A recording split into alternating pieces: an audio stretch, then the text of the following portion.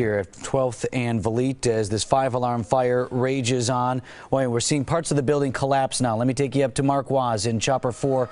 Mark, it looks like some of the roof that was there before is not there now from this angle, and we're seeing parts of that exterior wall collapse. That is correct, Vinny. We've changed positions. Before we were on the east side of the building. Now we are on the west side looking towards the freeway. And with the amount of water and after the roof has collapsed, you can see walls caving in and firefighters just pouring water. And I imagine that that's causing a lot of the structural instability in the building.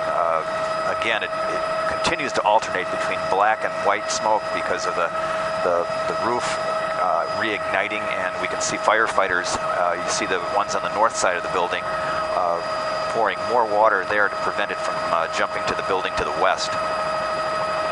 And the other thing on these big fires, Mark, particularly in the old buildings, is who knows what is inside some of those upper floors on that building, some of the stuff even further down. So the different color smoke also from possibly what may be burning inside. Yes, I can't stress the heroics of those firefighters on top of that aerial ladder, taking in that smoke, not knowing what exactly is in that smoke. That, you know, hopefully it's not anything toxic, just wood and roof material. But again, you don't know what's in these old buildings, and they're really taking it on the chin up there. Other point that strikes me, Mark, from your view here, and it looks like on the right-hand side of the screen, is that the south wall there, and then the north to the left? Does that seem right? Yes, that's I'm zooming in on the south side right now, where they have the two aerial ladders. You can see the walls caving in from there, and all the power lines that We Energies was trying to selectively de-energize. All right, Mark Waz up in Chopper 4 for us. And Mark, we'll get back to you here in a moment, but I want to bring you some interview sound from earlier. This is Deputy Chief Randall Zingler on scene from just a few minutes ago. We're going to have a lot of people here and a lot of resources to rotate companies in and out, keep them from suffering heat exhaustion. So that's where we're at this point. We're shutting down the water tower. Firefighters in Columbia St. Mary's.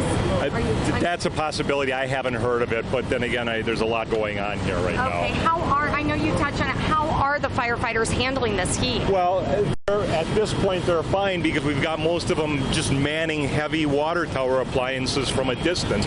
But once, you can see the fire's really burning out of control, but once we've got this fire knocked down a little bit, we're going to have to start, it's going to become much more labor intensive, and that's going to be probably during the hottest part of the day. So at that time, we're really going to have to rotate resources, hydrate people, give them a lot more rest periods and things to keep people from suffering heat exhaustion. And it looks like this isn't just a concern here, but it's right near Interstate 40. We've made the Sheriff's Department aware of the fact that the smoke is drifting right over the freeway. I'm sure it can be an issue for them, so hopefully they're addressing that concern. Okay, anything else? What's the exact address of the building? I'm sorry? What's the exact address of the building? I don't even know. Yeah, do you know what we were told a meat packing plant? It's just not a concern of ours at this time. We want to put the fire out. Okay. All that'll be determined later. Maybe I can get more info about it later. Okay, Thank you. It was They're on scene trying to update reporters, and in these situations you want to be sensitive to the fact that they have a job to do and they're working hard to do that, but also they want to get some information out to us, so we and folks in the downtown area as well who are seeing the smoke, drivers who may be affected as well. We're looking at video from earlier today. Spoke out at about 8 o'clock this morning. In fact, the calls for service 8 o'clock on the nose, and this was earlier. I want to say Chopper 4 was on scene maybe about an hour at the earliest, and that would be the video that we're looking at here. You can see how much progress that fire made raging on this building in that time. From the helicopter have shown virtually no roof left, at least one exterior wall having collapsed, and a lot more smoke continuing to spill from that building. About 12th and Valete, actually 12th Street, it's right on the corner of 12th Place, I believe, which is 1 block west, or about a half a block west of 12th Street. 43 on Valete Street, just as you get to the other side of downtown Milwaukee. 5-alarm fire. Melissa reporting more than 120 firefighters on. Deputy Chief's point, to Randy Zingler's point, right now when we were on some of those ground shots, we were seeing a lot of firefighters sort of hanging around. Didn't look like they were too busy.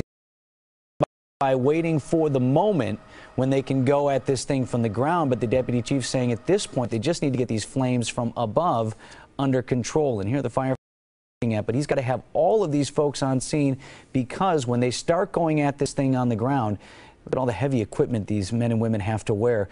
It's going to be. Our Scott Steele is next to me. We're getting hotter all the time, Scott. And so what he's talking about is he's going to have to start switching people out. Yeah, if we go back to that shot of the firefighter there, because you mentioned the gear that they carry. Their gear weighs between 60 and 70 pounds. You're talking about the helmets, the coats, the pants, the fire retardant materials that they're wearing, plus their oxygen. They're going to be lugging around stuff that weighs between 60 and 70 pounds. Now, right now, I'm standing outside waiting because they're doing the external attack, the defensive attack, trying to control the flames, beat it down, wait for the building to essentially to collapse, which we've seen here live on the air, and then they're going to have to go in there, and that's when things get more labor intensive and get more exhausting for them. When the concern is for heat exhaustion, and unfortunately it looks like that will come during the peak heating time of the day. Outside right now, our temperature already with readings in the 80s. In fact, our graphic system showing readings at the middle 80s now at Milwaukee's Mitchell International. This just updated. Our reading now at 84 degrees at Milwaukee's Mitchell, and the temperatures will continue rising. I think by the time that they're getting in there, Vince, the temperatures will likely be closer to the low 90s, and peak heating of the day around 2, 3 o'clock today, about 94, 95 degrees. That's just going to be horrible. The other problem, weather-wise, obviously we've talked about the fact that the dew points are rising. That's going to be onerous as well, with high humidity levels making things even more difficult for them as they lug that gear around. And the winds continue very strong. This is a factor in a couple of ways. First, oxygen feeds the fire. This is why they're having such a tough time right now. Physics tells you the story. They're having a tough time because we're continuing to see wind and oxygen being fed right into this fire, and they're just trying to beat it down and rob that of as much oxygen as possible. The other problem, obviously, visibility. Look at these guys on the ladders here. And they're just right into the smoke, which continues billowing basically from the south and west to the north and east. And it's going to reduce visibilities for them right through the rest of the day. These winds right now sustained outside out of the south-southwest, close to 20 miles an hour, gusts near 30 miles an hour, and those will only increase as well. And notice how right here, live on the air, I'm going to go back to the telestrator if I can, and you know, just as you think you're getting the flames done, there are those flames right on the screen. You see that live right now in your picture, that the more this oxygen continues to feed, the harder to extinguish the flames and then get in there. It's a possibility. It's a possibility, Vinny. There, look at those flames right there as the oxygen continues feeding and the active fire. And until they can beat these flames down, until they can get control of that, they're going to have to continue to work essentially on the exterior of this building, and it's a virtual possibility that these walls may continue collapsing, as we've seen live on the air here. But again, you know, we've seen some containment. It looked really good for a while there, but when you get winds as strong as they are, you can see the active flames right now, right there on from Chopper 4 with power zoom, and that's why those ladders and the hoses are focused right on that, trying to beat those flames down, get control of that, so the fire eventually try to get in there. But that could be hours away at this point. Coming up on 10:30 here on today's TMJ4, I'll send it back up to Chopper 4 and our photojournalist up there, Mark Watts. These incredible pictures. And Mark, boy, it looks like that center position, I think that's an unmanned hose, Mark, is it, from the tower position? Right. But 3 unmanned and 1 manned. And they're concentrating right now on the northwest corner of the building. They have pretty much the east side beaten down. This today's TMJ4 update is brought to you by Krause Funeral Home. Hi, I'm David Gruber. And I'm Aaron Rodgers.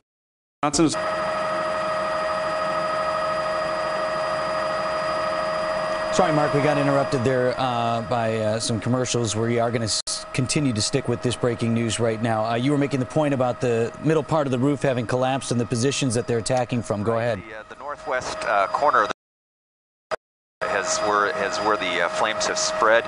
You can see the south side of the building is pretty much collapsed, as is the east side of the building. They're concentrating all that water right corner, and I think they're trying to prevent it from spreading to that building to the west. 3 unmanned aerial ladders and with 2 firefighters up there, I think trying to direct the water as best as they can to the flames. In Chopper 4, we want to bring you some video that we have in from one of our reporters. Todd Hicks shot some video on his cell phone as he was on his way in. Look at this. I-43 is heading northbound on 43, so you're just getting downtown would be on your right there. So you're just getting past the scene. Again, this was earlier, but look at all of that smoke. That's why the Milwaukee County Sheriff's Office has posted or asked to have posted on those message boards that are on your way on the freeway that this smoke is spilling onto the freeway and that they need to slow down as they approach that scene. So that message should be running on those boards. Looks like a little bit less of a problem right now than, but this is smoke that's visible throughout the area too. Our Facebook friends have been commenting on the Today's TMJ4 Facebook page about what they're seeing. Writing in, I'm at MATC downtown. I can see it from the parking structure. Another person having driven by saying a lot of smoke, smells bad. That was from Mary. And Kelly, who lives right across the street, right across the bridge at the Pabst. Streets are closed off due to the smoke. About 7 fire trucks on scene. Of course, that was more than an hour ago. Since then, they have certainly added a lot of fire trucks as this went from a 3-alarm fire and now 5 alarms with more than 120 firefighters on scene. The fire is in a building that, for the most part, I understand there was a grocery store operating there at 12th and Valete. And firefighters have been on scene, received the call about 8 o'clock this morning. It is on the ground there and has been for the last couple of hours gathering information. Melissa, what do we know? Well, the name of that grocery store is Food Castle. People were getting ready to start work around 8 o'clock this morning when the butcher who works inside tells me that one of his coworkers went outside to take out the when they heard sparks and they saw flames. Now, several hours later, this is the result. The wind had changed slightly. The smoke was coming this way, moving into the area, as well as the flames continuing to shoot up into the air. We're now at 5 alarms. One firefighter was taken to Columbia St. Mary's. Still no word on his injuries at this time. Presumably, it would be some type of burn, with the fact that he went to Columbia St. Mary's instead of Aurora Sinai, which is right down the street. In most cases, that's what happened. But this fire broke out around 8 o'clock this morning. The flames were so intense that firefighters had to take the defensive approach and move outside the building. Now, as Vince mentioned a short time ago, there are still several firefighters standing around here on Valete, near 13th and Valete, and the reason for that is they need all of these firefighters to be on standby, either ready to take the place of one of the firefighters who are manning the fire hoses at this time, or to be ready to go into the building if they decide it's time to go in. But right now, it is too dangerous for any firefighters to go into that building. Now, I'm told that above Food Castle there are several apartment buildings, but nobody was living in those apartments at that time. The only people inside the building were getting ready to start their workday at Food Castle, and all of them made it out safe and sound. We are still waiting on more information from the Milwaukee Fire Department as to injuries and to how these firefighters are doing. Several water barrels are out here trying to provide some water relief to some of these firefighters. The humidity is really starting.